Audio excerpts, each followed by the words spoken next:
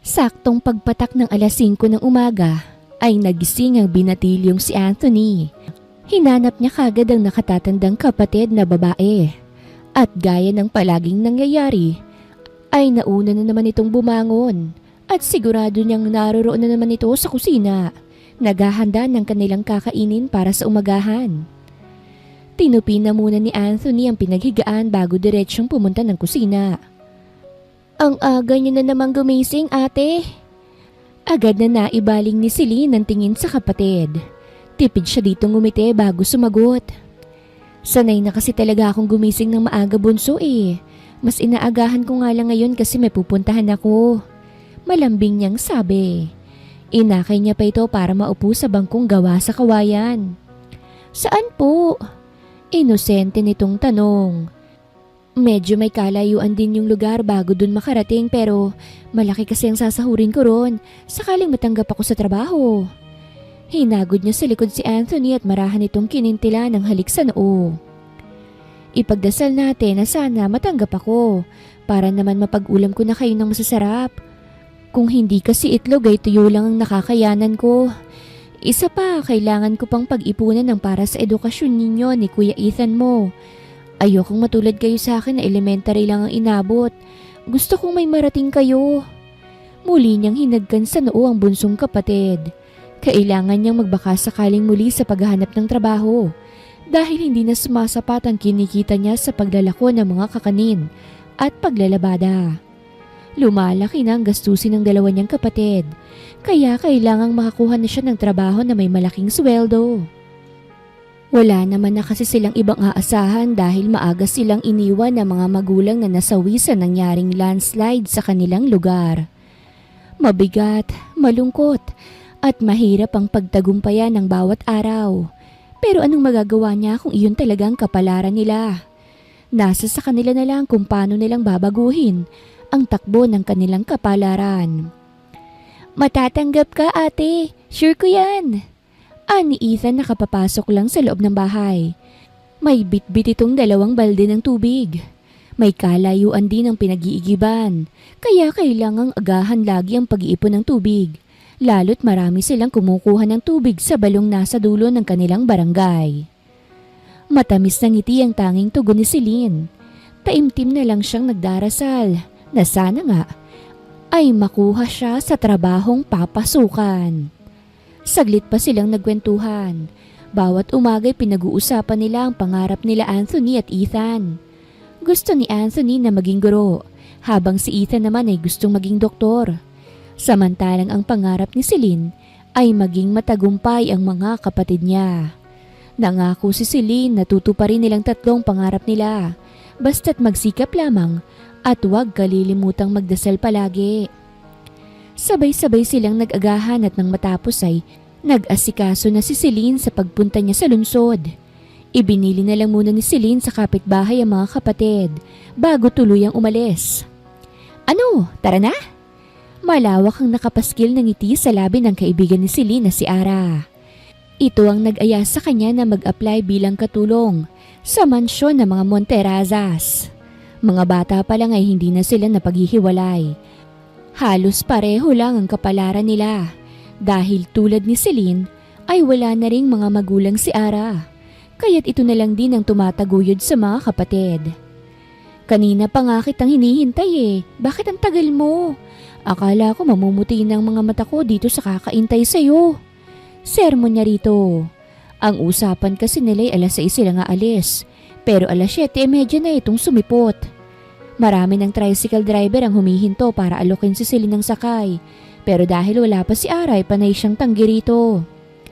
Sorry naman, kasi si Erica nakakainis ang tagal bumangon. Lahat tuloy ng gawain sa bahay, halos ako ng lahat ang gumawa.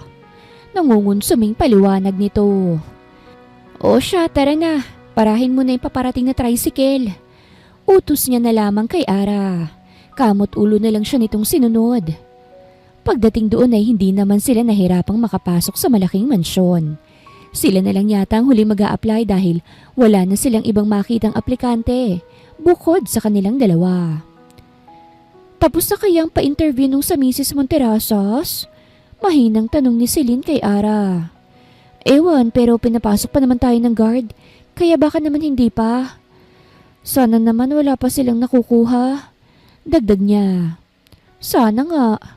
Anas naman ni Ara na tulad niya'y umaasa sa trabahong inaasam. Nahinto lang sila sa pag-uusap nang may isang babae ang sumalubong sa kanila at nagpakilalang si Wendy. Sekretarya umano ito ni Mrs. Eloisa Monterrazas. Pinasunod sila nito hanggang sa huminto sila sa tapat ng malawak na hardin. Tahimik na lamang silang namangha nang tumambad sa kanilang iba't ibang kulay at klase ng mga halamang naroroon sa hardin na iyon ng mansyon. Madam? Pagkuha ni Wendy sa atensyon ni Eloisa. Nakatalikod to sa kanila kaya't hindi agad napansin ang pagdating nila ron. Wendy, sila na bang last? Tanong nito nang humarap.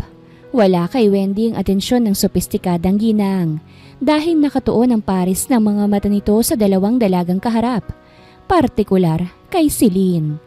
Namamangha ang ginang sa maamo nitong mukha. Wala ni isang kapintasan siyang makita sa dalaga. Kung kukumparahin ay mas lamang ang panlabas na ganda ni Celine kumpara kay Ara.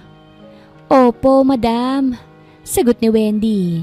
Tumango naman si Eloisa pag-uway pinaalis na muna ang sekretarya upang formal na makilati sa mga dalagang nasa harap.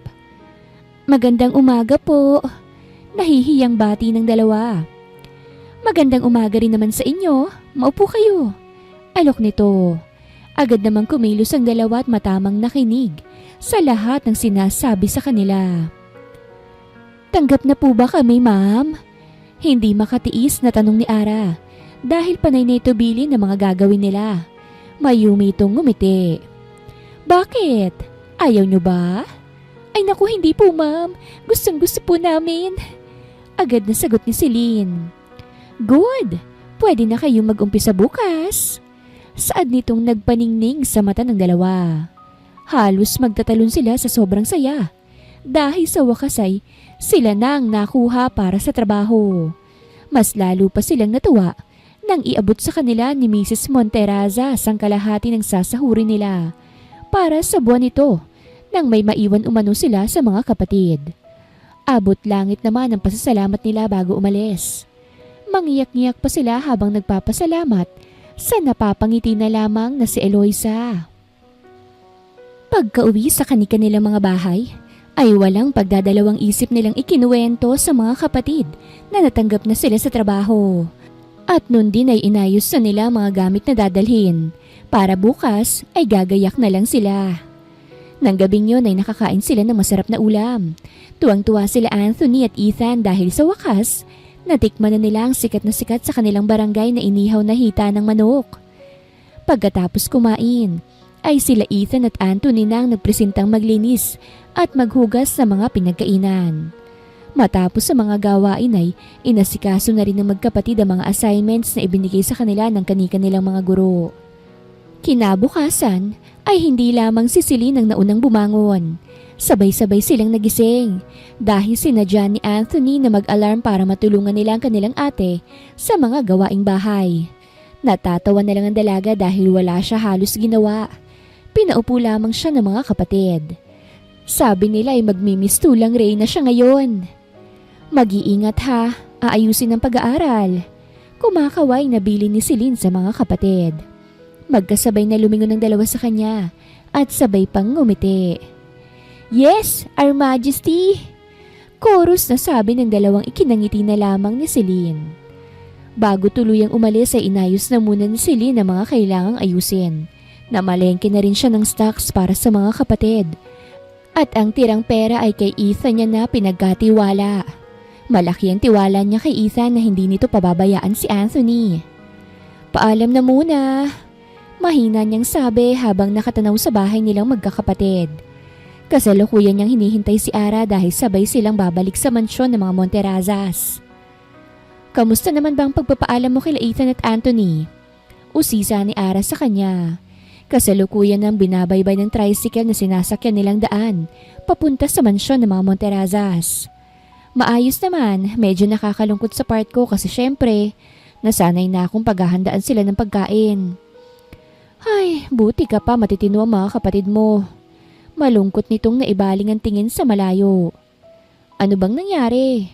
Tanong niya. Ramdam niya ang lungkot sa tono ng kaibigan.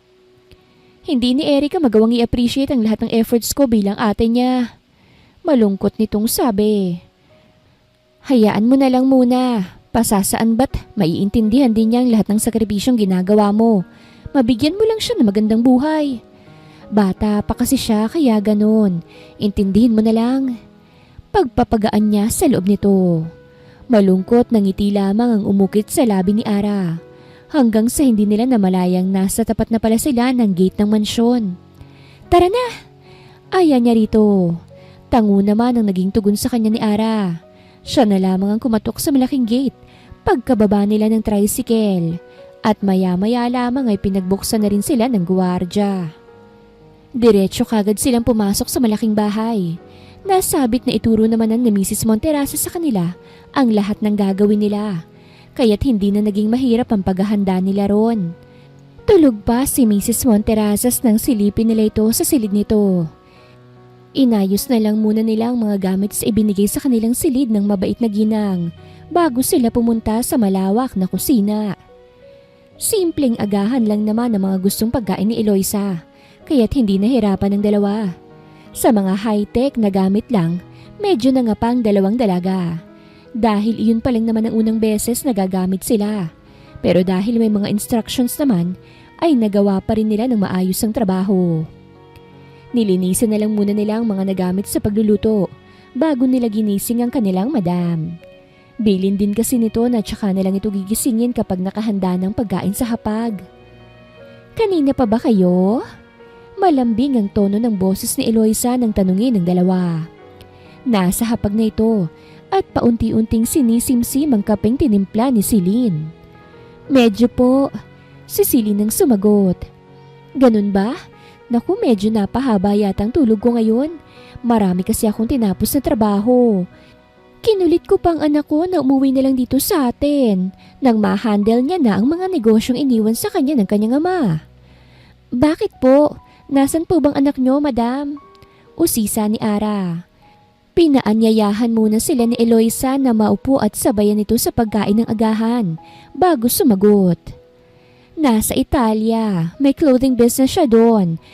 Kaya't hindi magawang pagbigyan ng hiling kong dumito na lang siya at ipagkatiwala na lang muna sa kaibigan ng negosyo niya roon. Nakakalungkot kasi yung mag-isa lang dito sa malaking bahay. Kaya't palagi kong kinukulit ang anak kong yon. Mabuti na lang ngayon at pumayag ng anak kong si Vogue na umuwi na. Wala po bang sariling pamilya si Sir Vogue, madam? Kuryoso pang tanong ni Ara. Wala pa. Hinihiling ko nga na sana magkaroon na dahil malapit nang mawala sa kalendaryong edad niya eh. Kaso masyado namang mapili sa babae. Hindi naman daw siya bakla, pero ewan ko ba sa anak kong yun? Naiiling na lang nitong sabi. Ikaw ba, Celine, may nobyo ka naman ba? Maya-maya'y tanong nito sa dalagang tahimik lang sa kanilang nakikinig. Wala po.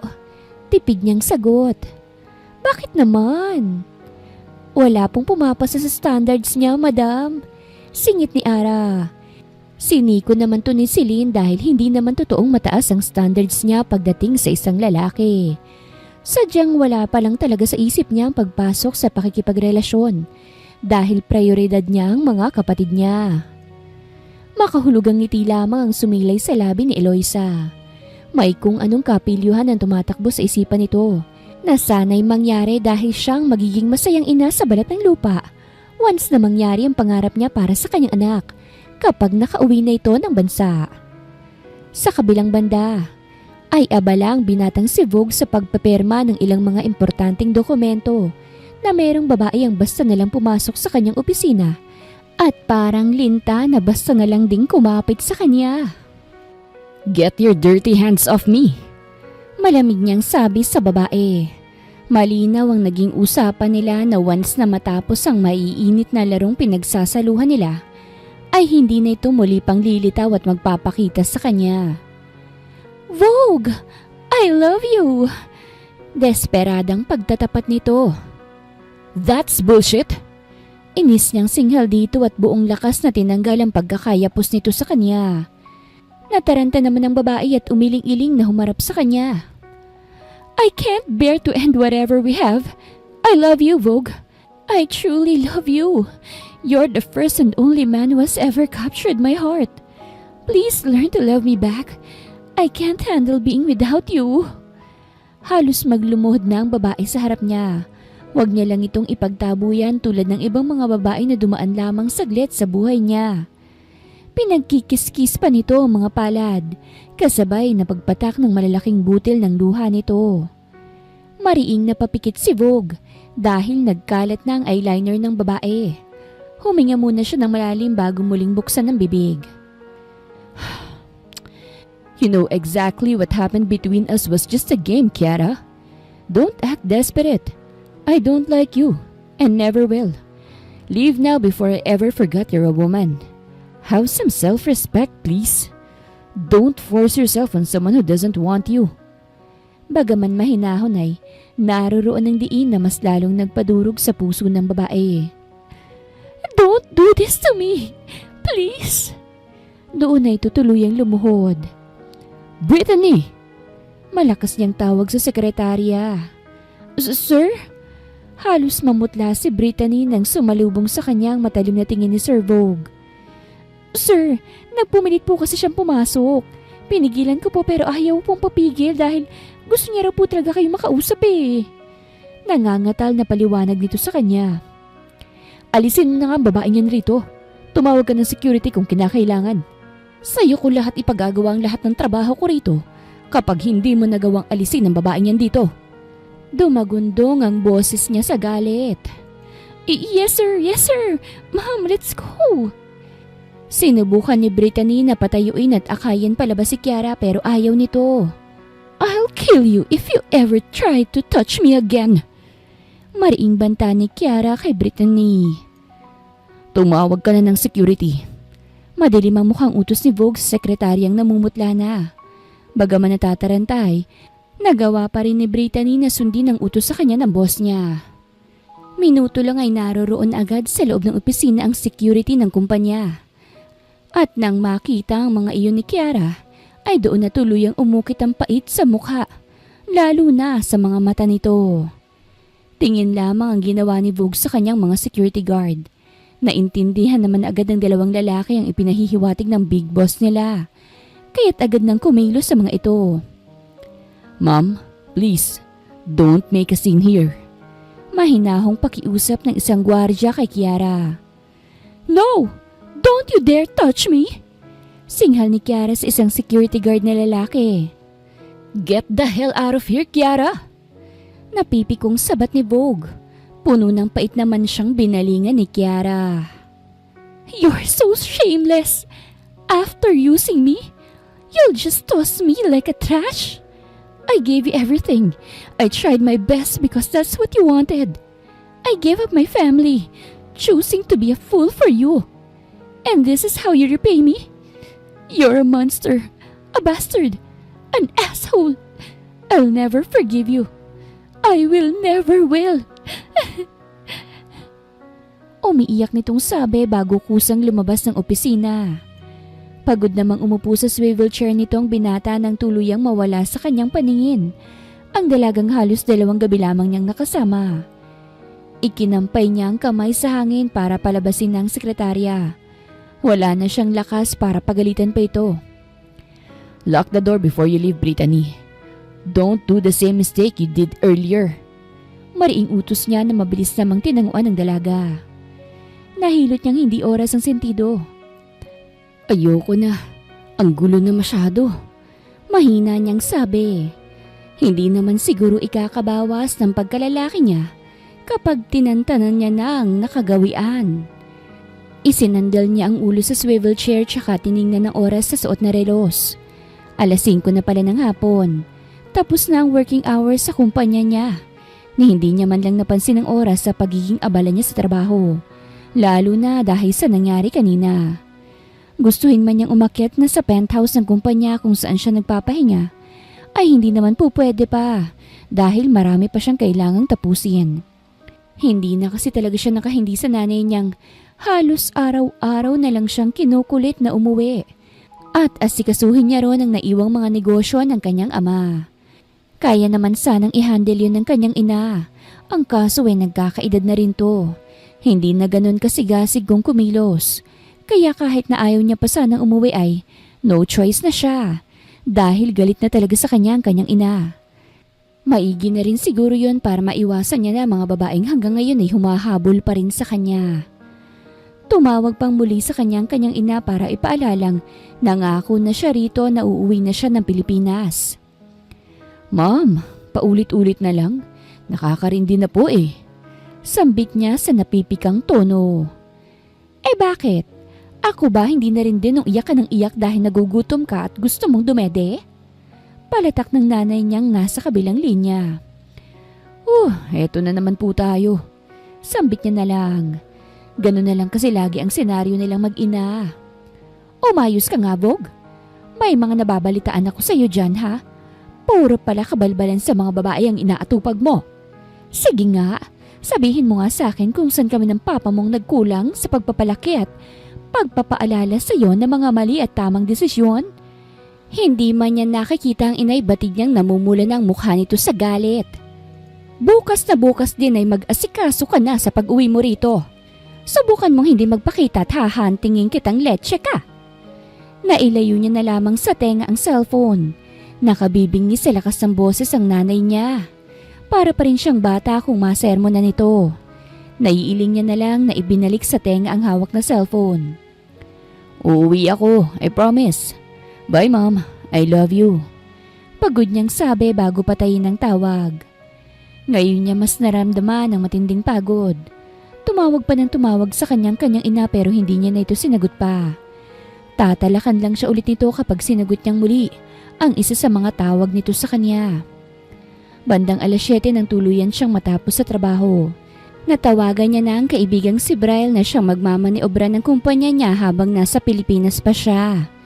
Isa sa mga biggest investor niya ang kaibigan. At tulad niya ay magaling din itong humawak ng negosyo. Kaya't dito niya ipagkakatiwala ang kumpanyang pinaghirapan niyang buuin. Nag-alok ng inom si Brian pero tinanggihan niya ito dahil gusto na ng katawan niyang magpahinga. Iniwan niya ang opisina at nagtungo na sa penthouse ng kumpanya niya. Wala siyang katulong doon, kaya't walang ibang magsisilbi sa kanya kung hindi sarili niya lang. Pero bago maghanda ng pagkain, ay naglinis na muna siya ng katawan. Marahas na hangin na lamang ang pinakawalan niya. Nang tuluyan niyang natapos sa mga normal na niyang ginagawa kapag naroroon siya sa inuukopang silid. Nakakabingi ang katahimikan sa paligid. At kapag ganitong mag-isa lamang siya ay damang-dama niya na merong kulang sa buhay. Lalo na sa pagkatao niya. Oras na siguro talaga para umuwi ako. Sambit niya sa hangin kasunod ng paglapat ng kanyang likod sa malambot niyang kama. Pinagsawaan niya munang pagmasan ng kisame ng silid bago tuluyang ipikit ang pares ng kanyang mga mata.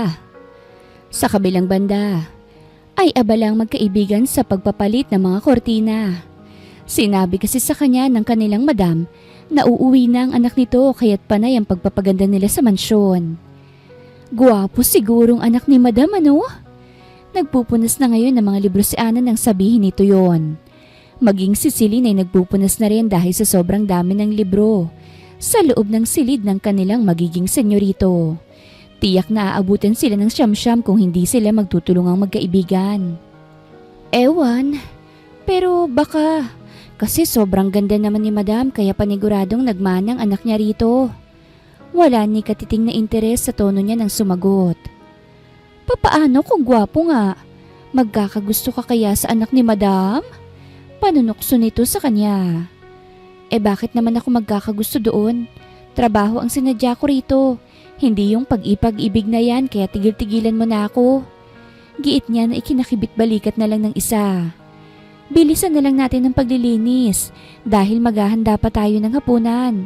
Marami-rami ang lulutuin natin kahit kailangang bilisan. Anyang nagmamadali sa ginagawa dahil 4:30 na ng hapon.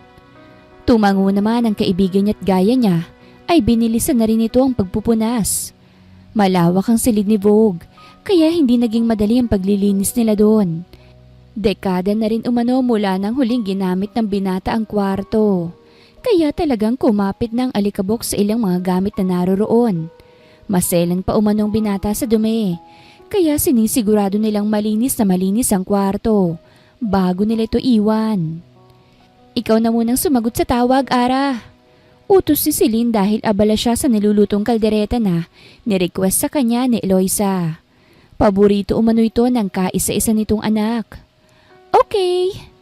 Agad naman itong nilapitan ng tumutunog na telepono at dali-dali namang tinanggap ang tawag ng kung sino. Hello? Sino po sila? Magalang nitong bungad ng nasa kabilang linya. Kasama ko na ang servo nyo. Salubungin nyo na lang kami sa labas ng gate mamaya, ha? Mga 1 hour pa siguro bago kami makauwi riyan. Basta't i-prepare nyo na ni Celine yung mga pagkain. Para kakain na lang tayo pagdating namin, ha? Ani Eloisa. Opo, madam. Sagot agad ni Ara. Nagpaalam na rin dito si Eloisa kaya't binalikan na rin ito ang ginagawa. Ano raw ang sabi? Usisa kagad ni Celine na makabalik si Ara sa kusina. Mga 1 oras pa daw bago makauwi sila Madam Rito. Anito? Tumango naman siya. Malapit naman na silang matapos sa paghahanda ng mga pagkain, kaya makakapagpahinga pa rin sila kahit papano. Ano kayang itsura ng anak ni Madam? Maya-maya'y sambit ni Ara na tila nananaginip ng gising. May larawan naman ni si Vogue nang nakadisplay sa malawak na living room. Ang kaso bata pa ito, kaya't wala silang ideya kung ano nang itsura nito ngayon. Mukhang tao, syempre. Balagbag na saad ni Celine na nagpakunot sa noo ni Ara. Malamang tao yun kaya talaga pang tao ang mukha niya. Ang pinupoint ko yung itsura kung gwapo ba o pangit. Nakasimangot nitong sabi. Walang pangit, Ara. Tamad na lang niyang sabi. Kaloka ka naman, Celine. Ang pangit mong kakwentuhan kung minsan, basag trip din. Nanunulis ang labing reklamo nito. Ganun naman kasi talaga ako kapag hindi ako interesado. Para namang hindi mo ako kilala. Anya na, ikinarolyo na lamang ng mga mata ni Ara. Ang boring ng buhay kapag ganyan. Sambit nitong hindi niya nalang pinatulan. Eksaktong 6:00 nang tuluyan nilang matapos ang paghahanda ng hapunan. Kasalukuyan na silang naghihintay sa labas ng gate dahil muling tumawag ang kanilang madam. At sinabi nitong malapit na ang mga ito. Oh my goodness, Celine! Yung panty ko lumuluwag yata! Impit ang kilig ng dalagang si Ara. Nang tuluyang bumaba ng sasakyan, ang isang lalaki na wala ni katiting na kapintasan sa mukha at katawan. Napakalakas ng karisma nito. Tipong susundan mo pa rin ito ng tingin kahit na nasa malayo na.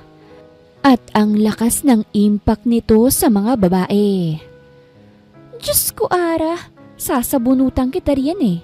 May pagluwag ng panty ka pang nalalaman bagong bili mo lang yung suot mo. Matibay pang karakter niyan, kaya tigilan mo ko, ha? Mahina niyang pagsaway dito. Ang gwapo niya kasi, be. Hawig sila nung sikat na si Tom Cruise. Parang ang sarap magpalahi sa kanya. Pigilang kilig pa nitong sabi. Ayaw talaga magpaawat, kaya't dumistansya na lamang si Celine dito. Aaminin ni Celine na gwapong ang talaga ang anak ng kanilang madam. Pero hindi siya ang tipo ng babae na nahuhulog na lang ng basta-basta. Dahil lang sa panlabas na anyo ng isang lalaki. Mas gusto niya yung lalaking merong magandang ugali, hindi lamang mukha. Sino sila, Mama? Baritonong tanong ni Vogue nang ibaling ang tingin sa mga dalaga. Partikular kay Celine na hindi magawang salubungin ang mga mata niya nang nakatingin dito. Mga bago nating kasama sa bahay. Mababait at masisipag yung mga yan. Proud na sagot ni Eloisa. Nice to finally meet you po, Sir Vogue. Ako nga po pala si Ara at eto naman po ay si Celine, kaibigan ko po. Magiliw na pakilala ni Ara kay Vogue na tumangulang. Celine, iha, ikaw na lang ang magdala nitong maleta ni Sir Vogue mo sa kwarto niya, ha? Untag sa kanya ng kanilang madam. Gusto niya sanang tumanggi dahil sa naiilang siya sa anak nito. Pero hindi naman siya pwedeng tumanggi. Lalo't utos yon ng madam nila. Nakakahiya naman kung ililipat niya kay Ara ang utos na sa kanyang ibinigay. Nakayuko siyang tumangot, walang imik niyang kinuha ang maletang kanina ay hawak ng binata. Matapos ditong lumapit. Nagdikit pa ang kanilang mga balat na nagpadama ng kuryente sa buong sistema niya. Ngunit inignora na lamang niya yun at dali-daling dinalang bagahin ng binata patungo sa silid nito. Lihim namang napapangiti si Eloisa sa ginawang pagsunod ng tingin ng kanyang uniko iho sa dalagang napupusuan niya para dito. Tayo na sa loob. Ayan niya sa anak na tahimik na nakatingin sa pintong pinasukan ni Celine. Tumango naman si Vogue at tahimik na sumunod sa kanyang ina. Hindi niya mawari sa sarili kung bakit hindi niya maialis ang tingin sa maamong mukha ng kanilang kasambahay. Kung ikukumpara ito sa katabi kanina, ay mas lamang ang kagandahang tinataglay nito. Mayumi ito at malasutla pa ang balat. Inalog niya ang ulo para waksihin ang kung anumang naiisip para sa inosenteng dalaga. Hindi na muna nag-abala pang magpalit ng damit si Vogue dahil kanina pang nagrereklamo ang tiyan niya. Ayaw niya namang kumain kanina sa labas dahil mas gusto niya ang lutong bahay. Kaya't nang makapasok sa loob ng mansyon ay diretsyo niyang pinuntahan ang dining area. Mas kumalam palalo ang tiyan niya nang bumungad ang iba't ibang pagkaing gustong-gusto niya. Nakakamiss sa mga pagkaing Pinoy. Sinong naghanda ng mga to, mama? Tanong ni Vogue nang tuluyang matikman ang lahat ng nakahain sa hapag. Namiss niya ng husto ang mga pagkaing Pinoy kaya't naparami ang kain niya. Pinaka nagustuhan niya ang kalderetang pinakapaborito niya sa lahat. Kami po nitong maganda kong kaibigan, sir. Salamat naman po't nagustuhan niyo mga pagkaing hinanda namin. Si Ara nang sumagot dahil ang kaibigan niya ay wala yatang planong magsalita. Kanina pa itong tahimik na kumakain. Ni hindi ito nagtataas ng tingin na para bagang kapag ginawa nitong salubungin ang abuhing mga mata ng kanilang kaharap ay matutunaw ito. Tumangutangulang ang binata ngunit ang tingin ay nanatili sa tahimik na dalaga. Ramdam ni Vogue ang pagkailang sa kanya ng dalaga, kaya't nag-iwas na lang siya ng tingin. Kamusta naman pala anak ang negosyo mo sa Italy? Wala naman bang nagiging problema? Usisa ni Eloisa matapos nitong uminom ng tubig. Kanina pa itong tahimik na nagmamasid sa anak at sa napupusuang dalaga. Maayos naman ang pamamalakad ko sa kumpanyang itinayo ko, ma. Kasama pa rin naman sa tuktok at kinikilala pa rin ang pangalan ko. Plano ko ngang magtayo ng branch dito sa atin eh. It would be nice to have a business in our country. Hindi ba, ma'am? Tanong niyang sinang-ayunan naman agad ng kanyang ina. Mas prioritize kong kumuha ng mga taong hindi tapos pero kaya namang gampanan ng mga trabahong ibibigay ko. Sa ganoong paraan ay makakatulong ako. Magandang ideya naman ang naiisip ko, hindi ba, ma'am? Paghingi niya ng opinyon sa inang nakikitaan niya ng pagkamangha sa lahat ng kanyang sinasabi. Magandang ideya nga yan, anak. Nagmana ka nga talagang sa akin. Kung sakasakaling maitayo ang first branch ng Monterasas line mo rito sa bansa natin, gusto kong sisilin ang kukunin mong sekretarya. Masipag at matalino siyang dalaga. Mas matutulungan niya ang dalawa niyang kapatid kung sakaling siyang gagawin mong sekretarya mo. Itong si Ara naman ay mananatili sa tabi ko dahil siya naman ang gagawin kong personal assistant ko kung sakali man. Saad nito? Nakaplano ng lahat sa isip ng ginang. Plano nitong paglapitin ng dalawa dahil nais nitong sisilin ang siyang makatuluyan ng anak.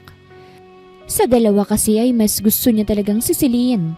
Maganda't mabait naman si Ara. Pero sadyang sisilin ang nakikita niyang nababagay sa kanyang anak. Binalingan naman ni Vogue ang dalagang ngayon ay nakatingin na sa kanila. May pag-aalangan sa mukha nito.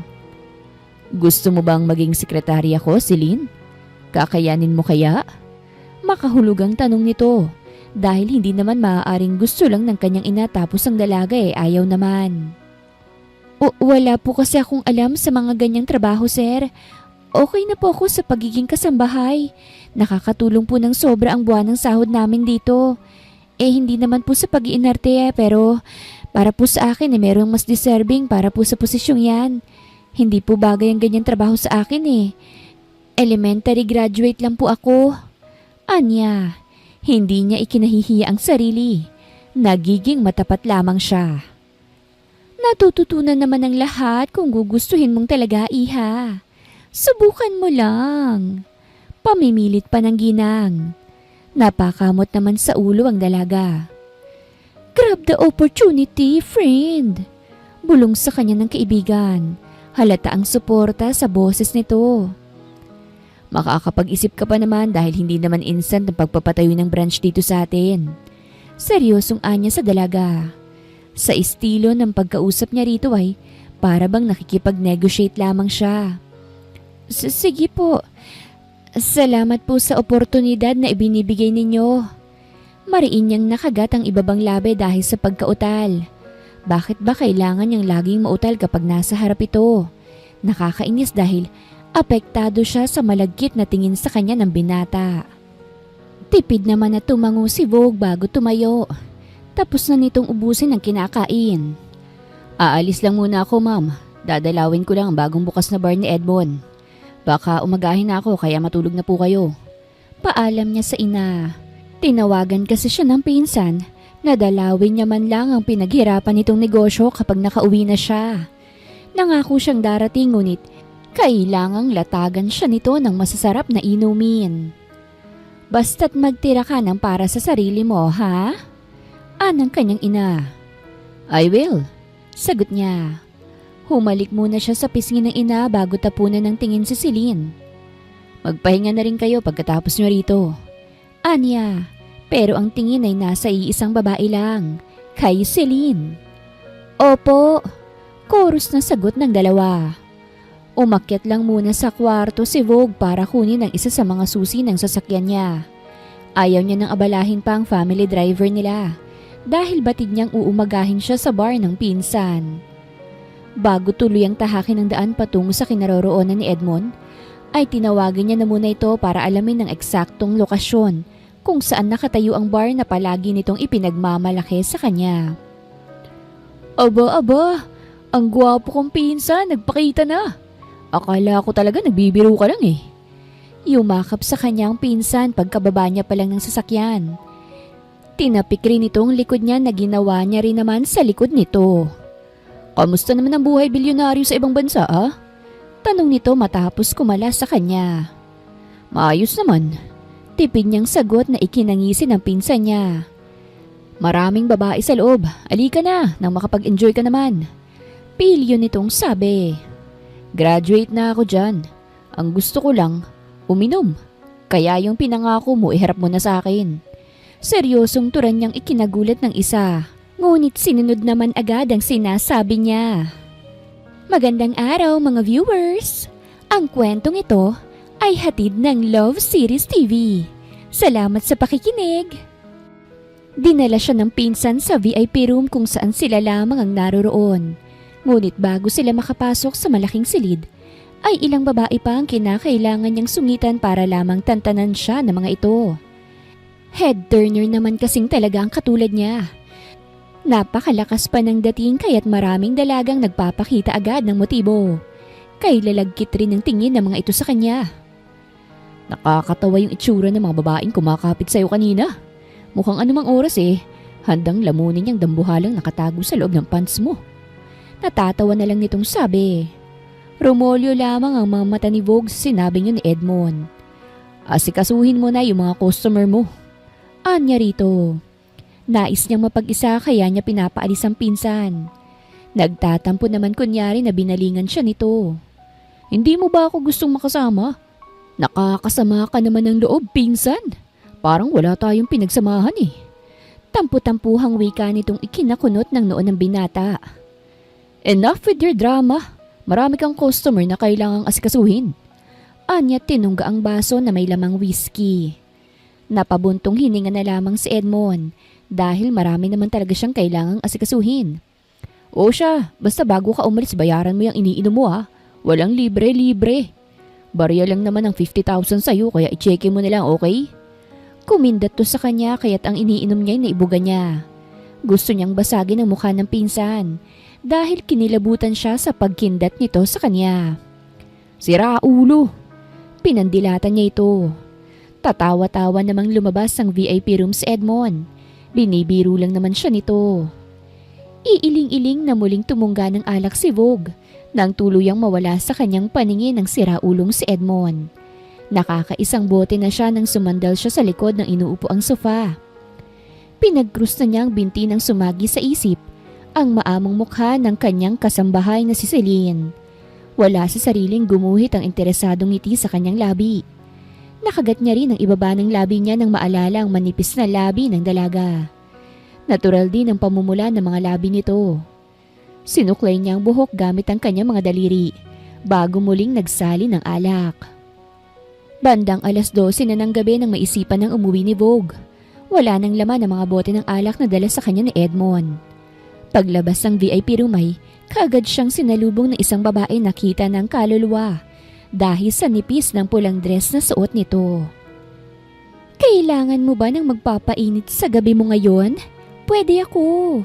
Available ang unit ko na malapit lang dito.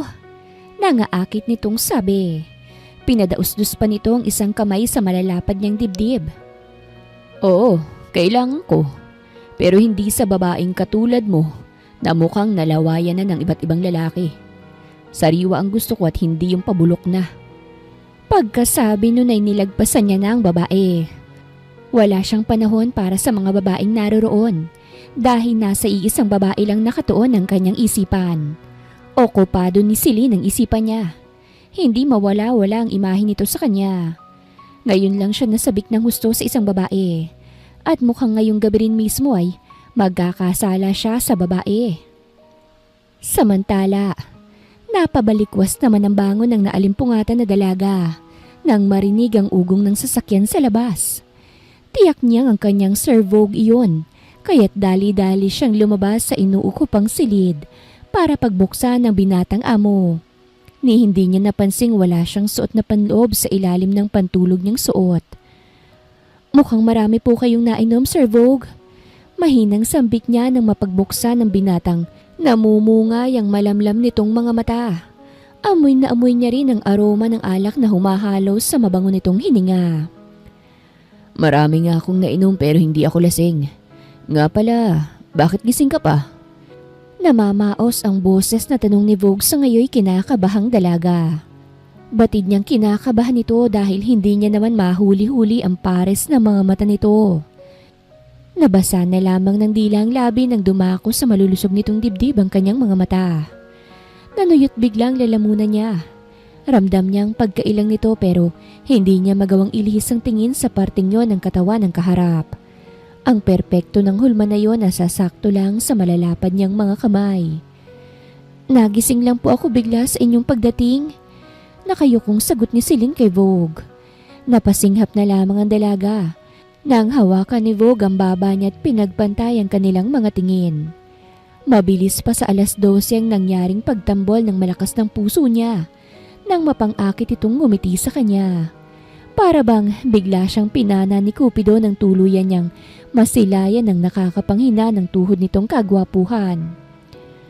May nakapagsabi na ba sa'yo kung gaano ka kaganda? Nang aarok ang boses na tanong ni Vogue. Walang naging tugon mula kay Celine.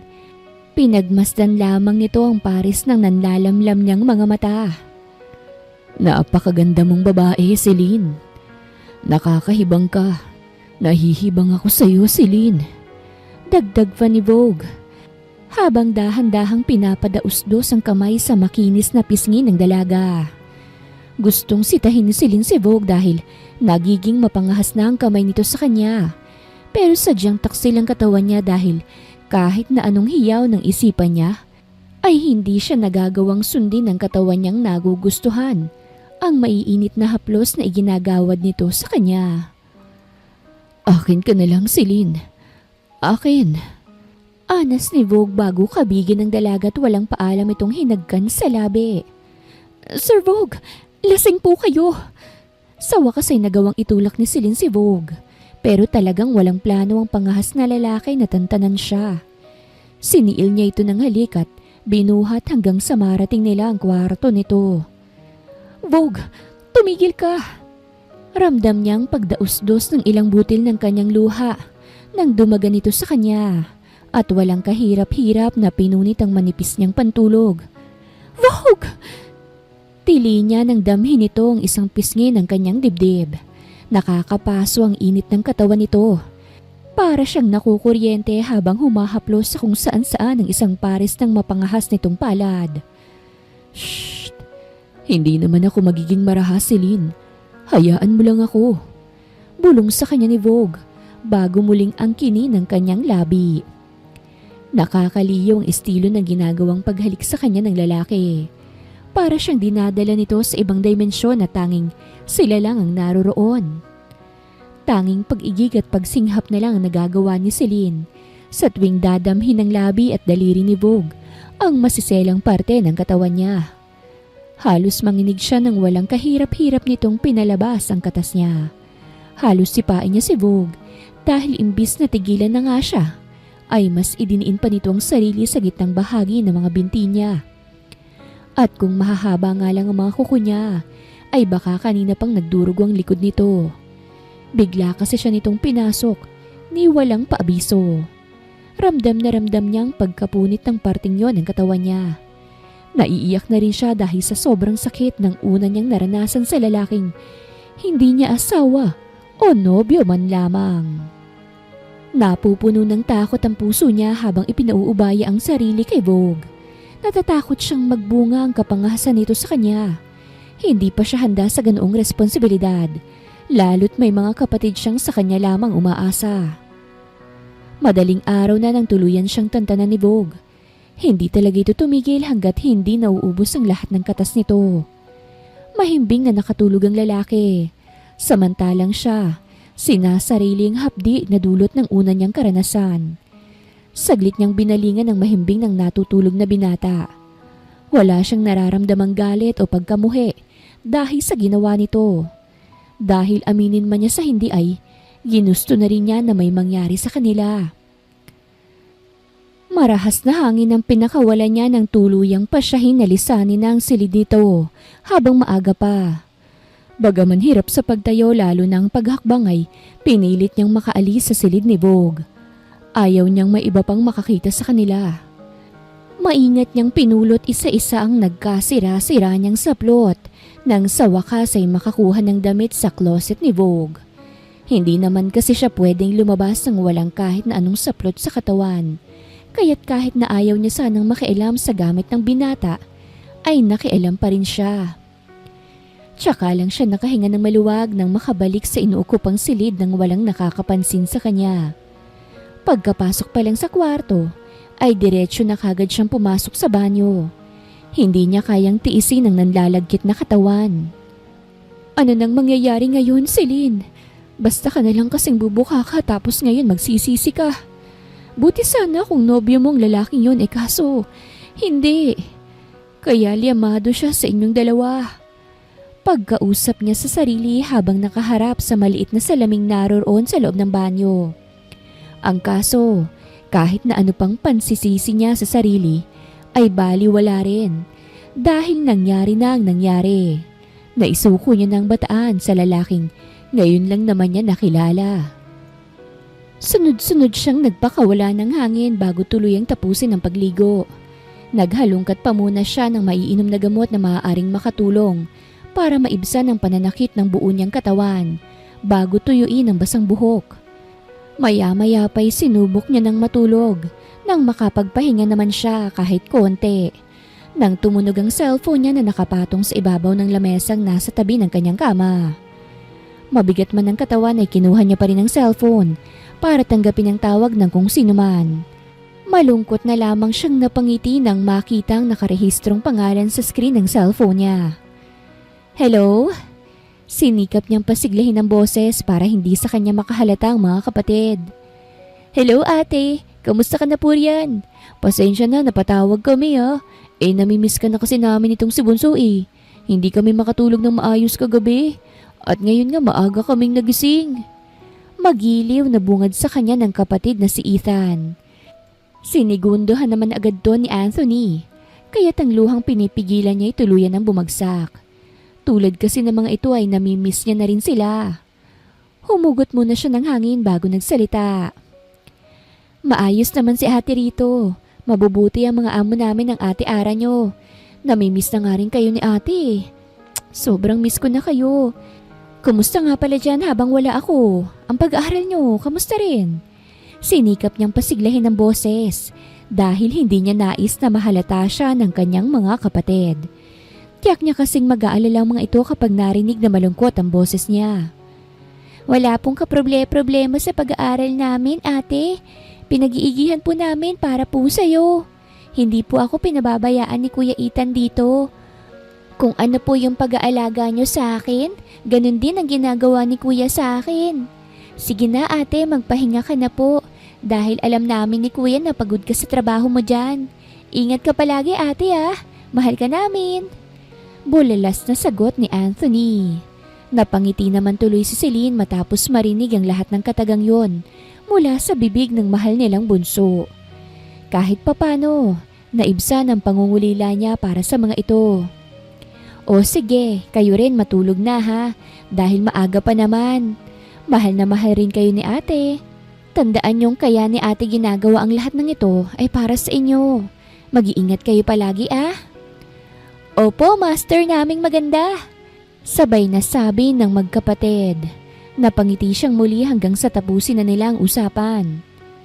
Kinaumagahan ay para bang kaswal lamang ang lahat.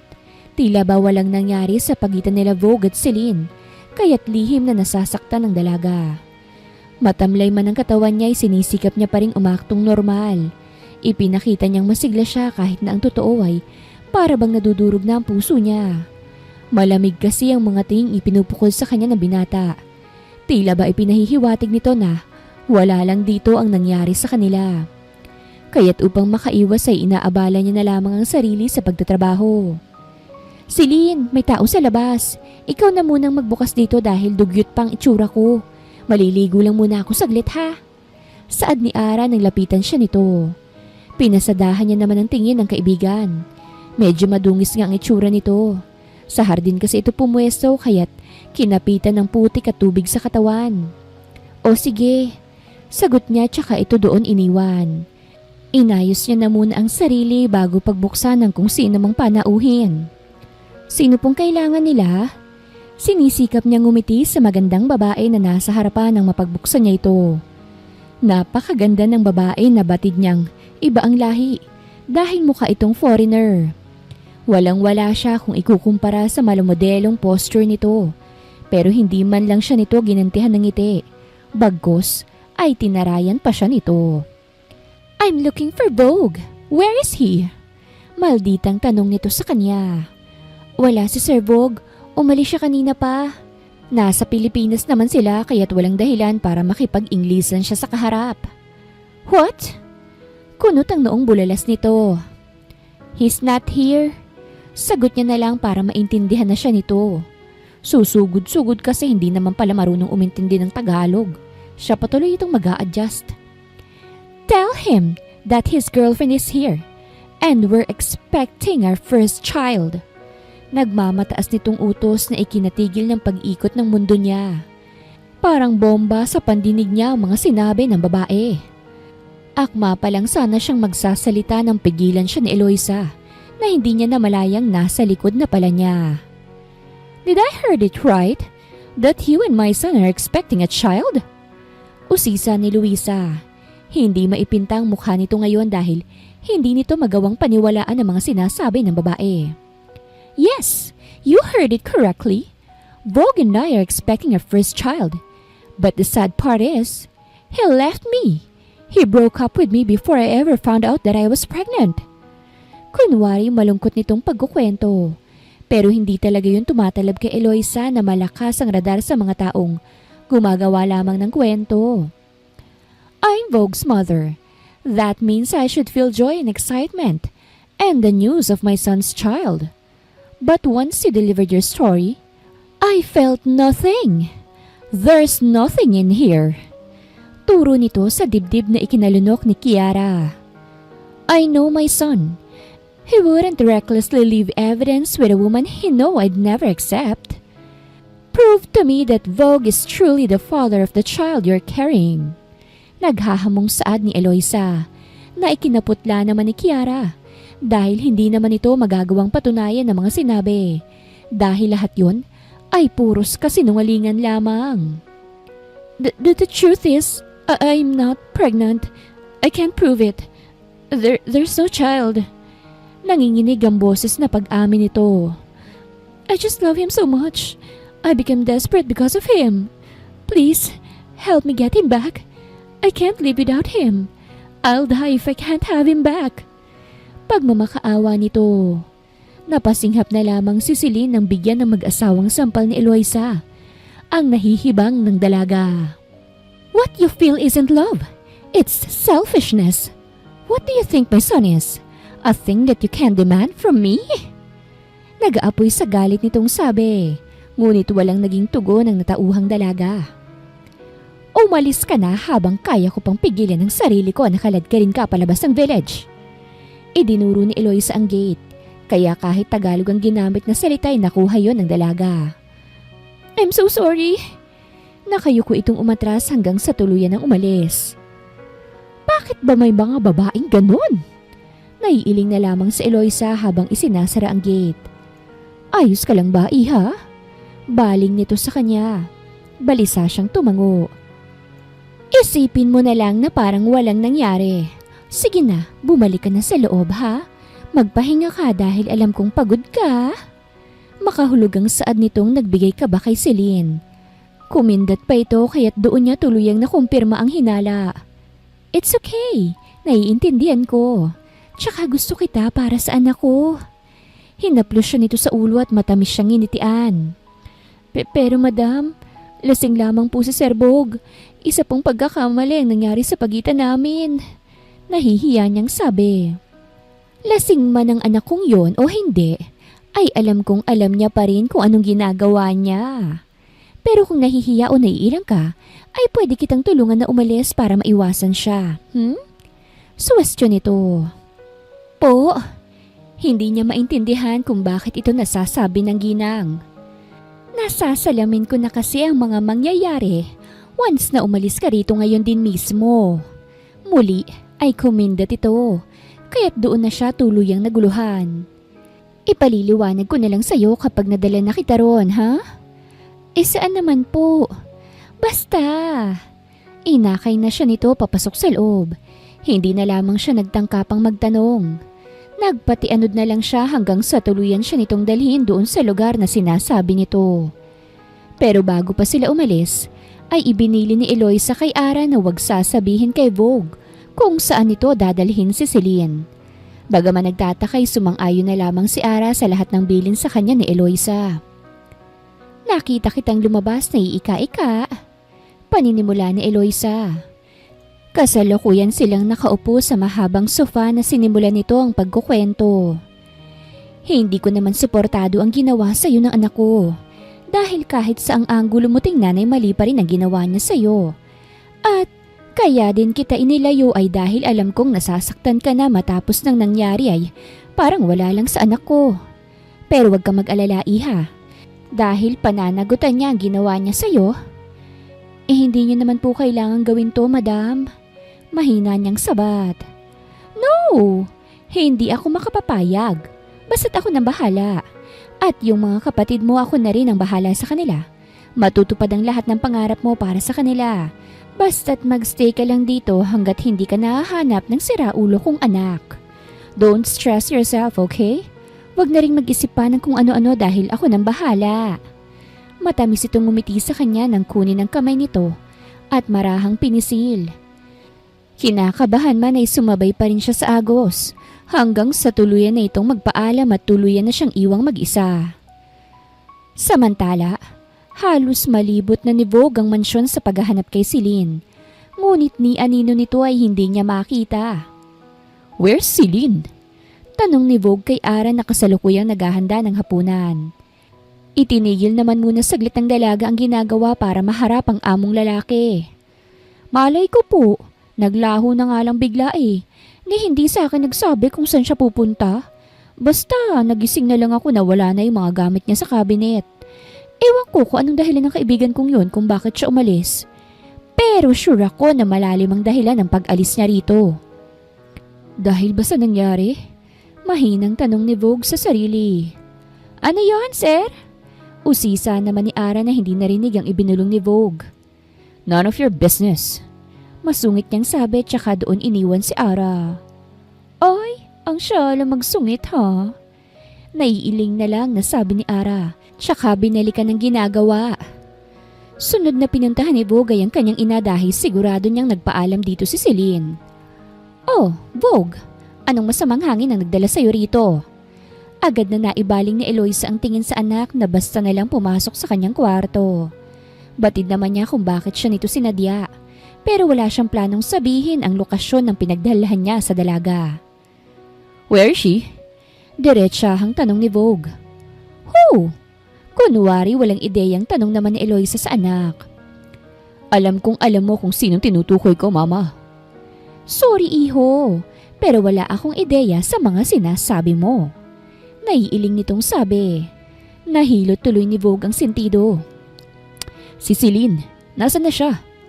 Nauubusan ng pasensya niyang sabi. At bakit mo siya hinahanap?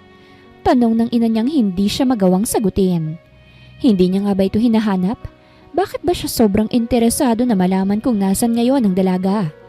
At bakit nakakaramdam ng pananabik ang puso niya na muli itong makita at makasama? Mama, please, nasan ba siya? Ngayon ay bumaba na ang tono ng boses niya. Hindi naman kasi siya mananalo sa ina kung magmamaldito siya rito. Hindi ko alam. I swear. Basta't nagpaalam na siya sa akin nang hindi sinasabi ang dahilan kung bakit siya aalis. At kung saan siya pupunta. Teka nga, bakit mo ba talaga siya hinahanap? Nothing. Pagkasagot ay basta na lang niyang tinalikuran ng ina. Wala rin naman siyang mapapala lalo't wala itong alam. Nagsasayang lang siya ng oras. Siya na lang ang mag-isang maghahanap rito. Hindi siya nito pwedeng pagtaguan matapos ng nangyari sa kanila. Nasaan ka? Tanong niya kagad sa pinsan ng tawagan nito. Lula na siya ngayon ng minamanehong sasakyan. Nasa bahay. Bakit? May ipapahanap ako sa'yo. Agad niyang sabi. Sira ulo ka ba? Ano ko lost and found? Bulalas ni Edmond. Babayaran kita. Name your price basta tulungan mo lang akong mahanap siya. Anya, batid niyang hindi tatanggi ang pinsan lalo't naglatag na siya ng pera. Mukhang nakahanap ka na ng makakatapat mo ah. Ano bang pangalan ng maswerteng babae na ito? Celine.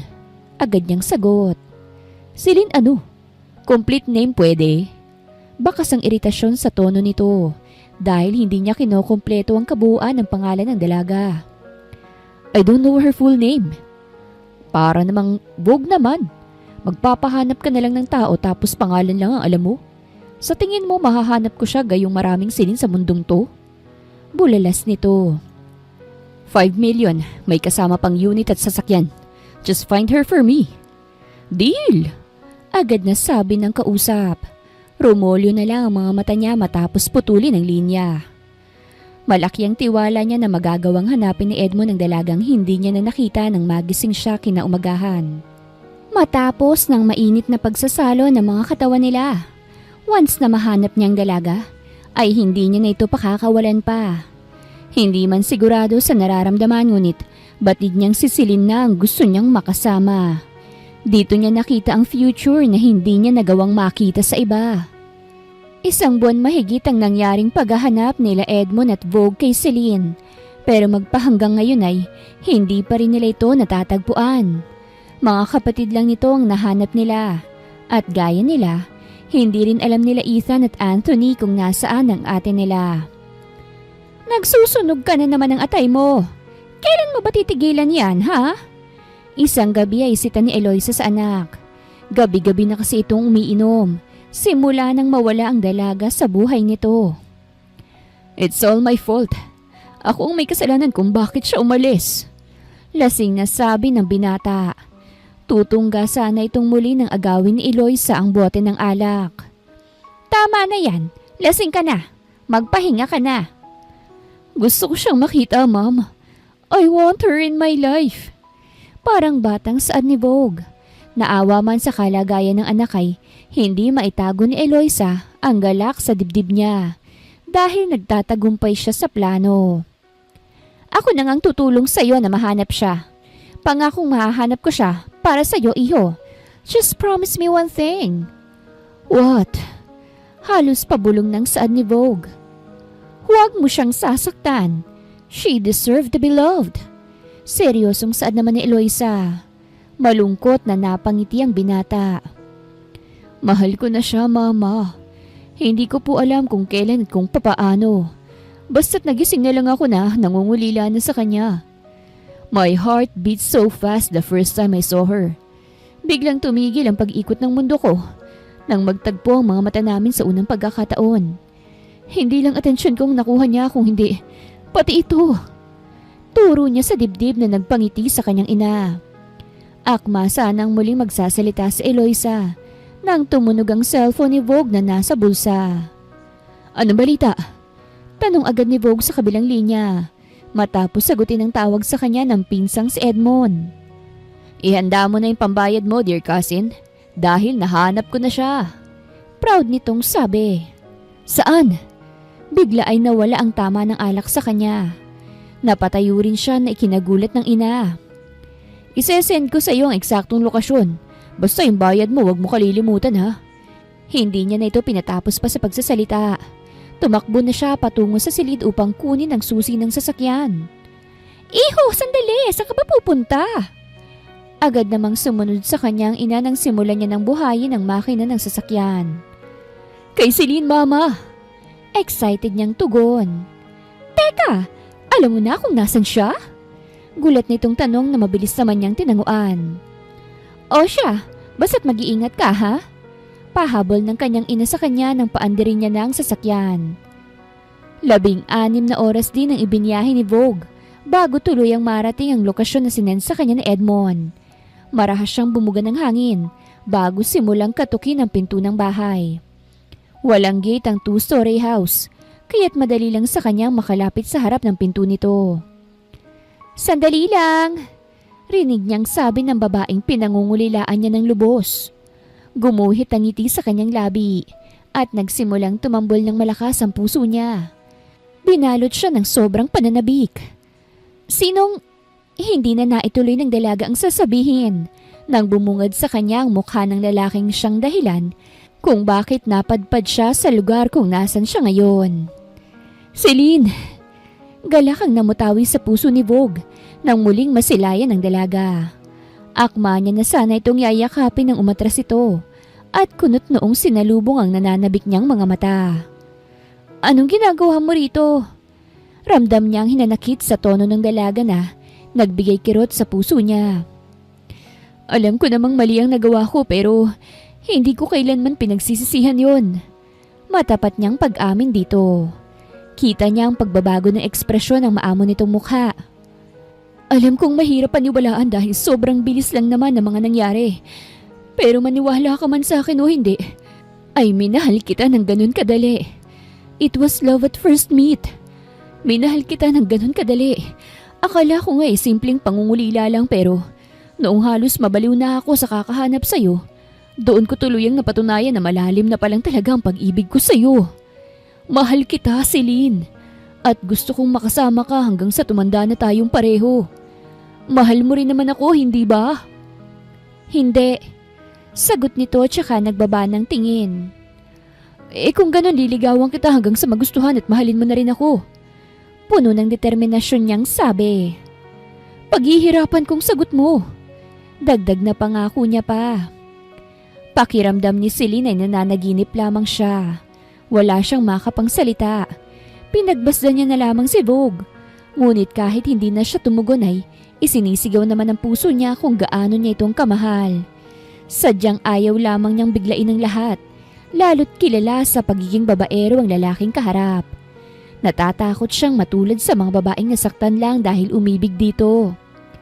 Ayaw niyang magsinungaling pero kailangan dahil ayaw niyang madehado sa huli. Hahayaan niyang gawin ni Vogue ang mga ipinangako nito sa kanya bago niya sabihin ang tunay na nadarama para dito. Pumasok ka na muna. May hinanda akong pagkain kahit pagsaluhan na muna natin yon. Nilakihan ni Celine ang pagkakabukas ng pinto upang makapasok si Vogue. Salamat, ani Vogue. Hindi naman sumagot si Celine. Tahimik lang ito habang samarating nila ang dining. Sinong kasama mo rito? Pagbasag ni Vogue sa katahimikang bumalot sa pagitan nilang dalawa. Wala, ako lang. Pwede pala kitang samahan dito eh. Gusto mo bang basti din agad kita?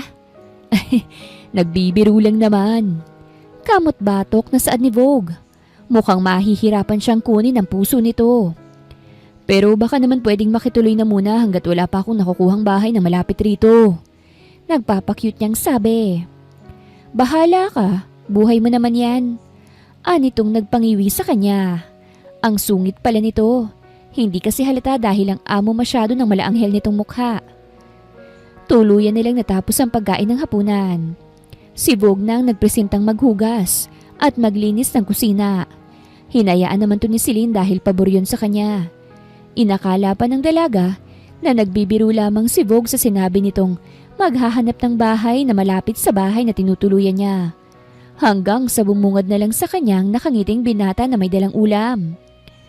Hi, nagluto ako ng masarap na ulam. At saka nga pala yung bahay na nasa tapat mo lang, bahay ko na yun ngayon. Proud nitong sabi. Hindi na nakapagtataka, lalo't anak mayaman ka. Anas ng dalaga. Sa bulsa ko naman galing ang pera, Celine.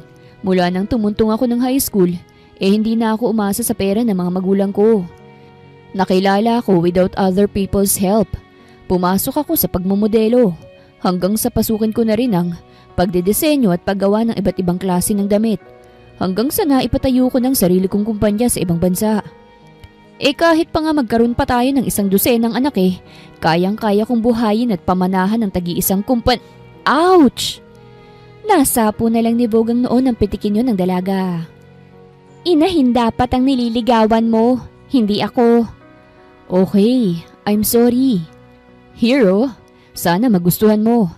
Ako ang nagluto niyan. Inabot niya sa dalaga ang kare-kare na paborito umano nito ayon kay Ara na winan on one niya talaga para lang malaman ng lahat ng gusto at hindi gusto ng dalaga. Para makapasa siya sa panliligaw dito. Ngumiti ito ng tipid pagkakita sa lutong ibinigay niya. Salamat. Anito. Kaso wala akong kanin eh. Pwede bang makikain?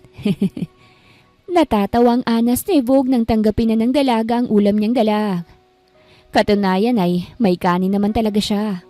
Palusot niya lang na wala para makasama itong muli sa pagkain. Pasaway? Nagluto ka ng ulam pero kanin wala?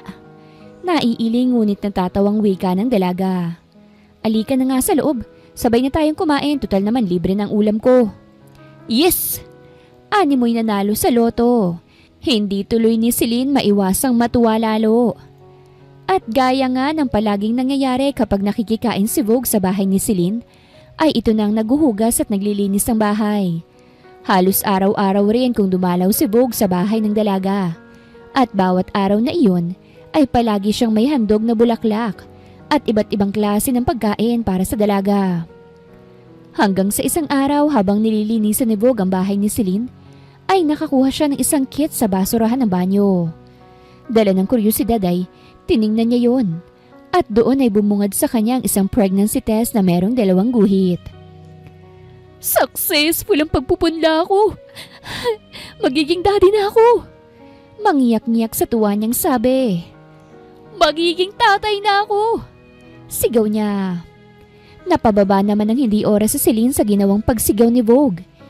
Ni hindi nito napansin na tanging roba lamang ang bumabalot sa katawan niya. Kaya't natuon na lamang ang nanlalamlam na mga mata ni Vogue sa kabuuan niya. Ano bang nangyayari? Hindi niya maiwasang kabahan, lalo't ang lagkit-lagkit ng tingin sa kanya ni Vogue ngayon.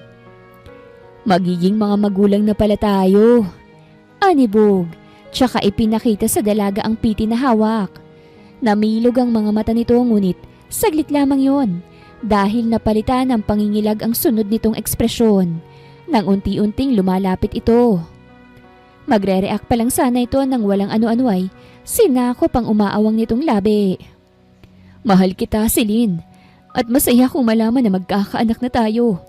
Pakakasalan kita pagkatapos natin dito. Sambit ni Vogue habang sabik na inaangkin ang labi ng mahal na dalaga. Wala nang dahilan para magpakipot pa. Mahal ni Celine ang lalaking unang umangkin sa kanya. Pareho sila ng nararamdaman at masaya siyang marinig mula sa bibig nito na gusto nitong bumuo ng pamilya na kasama sila ng magiging anak nila. Para bang bago ang lahat ng nangyayari sa pagitan nila ng lalaking minamahal. Sa sobrang laki ba naman kasi ng nakatagong kargada nito, ay pakiramdam niya ay wasak lagi ang peres ng silangan niya. Sabik itong umuwi galing sa trabaho. Hindi si Vogue nagbago kahit pa ilang taon nang lumipas nang mangyari ang engrandeng kasalan sa pagitan nilang dalawa. 4 na ang anak nila at pinaplano pa ni Vogue na dagdagan yon ng isa pa. Abay, ikaw ang mag-anak nang malaman mo kung gaano kahirap magsilang ng bata. Singhal ni Celine sa asawa. 40 na siya habang si Vogue ay nasa edad 45 na. Pwede kaya yun? Kaso saan lalabas yung bata? Kamot kilay na sambit ni Vogue na nagpasalubong sa kilay ng asawa niyang nagdidilig ng mga halaman dito. Wala ang mga anak nila dahil nasa eskwela ang mga ito, kaya't sila lamang at ang mga kasambahayang nasa mansyon. Ako tigil-tigilan mo at baka hindi kita matansya. Nagbibiro lang naman ako, mahal. Wala naman na akong plano. Lambing ko na lang yun sa'yo eh. Isa pa, retired na ako sa pagpapalit ng diaper. Malambing nitong sabi at saka niyakap mula sa likod ang pinakamamahal na asawa. Ang saya ng buhay ko mula nang dumating kayo sa buhay ko. Alam ko na kung nasaan man ngayon si mama, masaya siya dahil ang uniko iha niya ay mayroon ng pamilya na masasabi niyang pinaharap niya rito at masuyong hinagkan sa noo at labi. Nang ipinanganak ni Celine ang una nilang anak ay tsaka naman sa kanila kinuha ang napakabait na si Eloisa. Stage 4 na pala ang breast cancer nito, ni hindi man lang nila nalaman ng mas maaga. Lahat sila'y nalungkot ngunit kailangang umusad. Nawala man sa kanila ang butihing ginang, ay nanatili pa rin naman ito sa kanilang mga puso. Ilang taon pang dumaan ay graduate naman ang 2 kapatid ni Celine. Kapwa ng may degree ang dalawa, kaya't laking proud ni Celine dahil sa wakas, yung pangarap niya para sa mga kapatid ay tuluyan ang natupad. Sa ngayon ay masaya at kontento si Celine at Vogue sa piling ng isa't isa. Kasama ang 4 nilang mga anak na pinalaki nilang may takot sa Diyos at may respeto sa mga magulang. Wala na silang ibang hihilingin pa kung hindi ang magandang kalusugan para sa pamilyang binuo nila ng sabay. Wakas!